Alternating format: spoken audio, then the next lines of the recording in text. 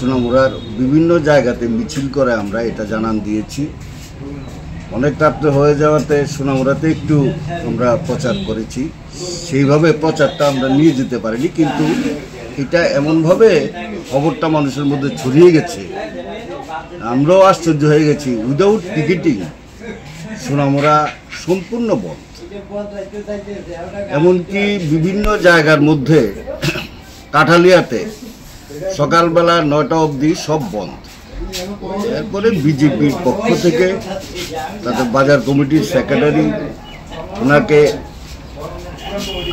আনিয়েছে, বাজারে কিছু অটো আনিয়েছে এবং ওদের ধমক দিয়েছে যে তোমরা যদি আজকে অটো সার্ভিস না দাও, বন্ধের পক্ষে সমর্থন করো, তাহলে তোমাদের ভবিষ্যতে খারাপ হবে।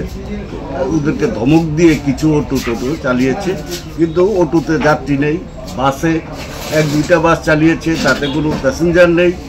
সার্বিকভাবে মানুষের একটা সমর্থন আমরা লক্ষ্য করছি, এবং এটা শুধু বাদল শীলকে খুন করেছে, গণতন্ত্র হত্যা করেছে এর প্রতিবাদই না, সামগ্রিকভাবে বিজেপির যে শাসন, অপশাসন, এতে মানুষ বিরক্ত। তার ফলেই একবারে প্রচার আমরা করতে পারিনি বলা যায়, তারপরও মানুষের স্বতঃস্ফূর্ত সমর্থন আমরা লক্ষ্য করছি।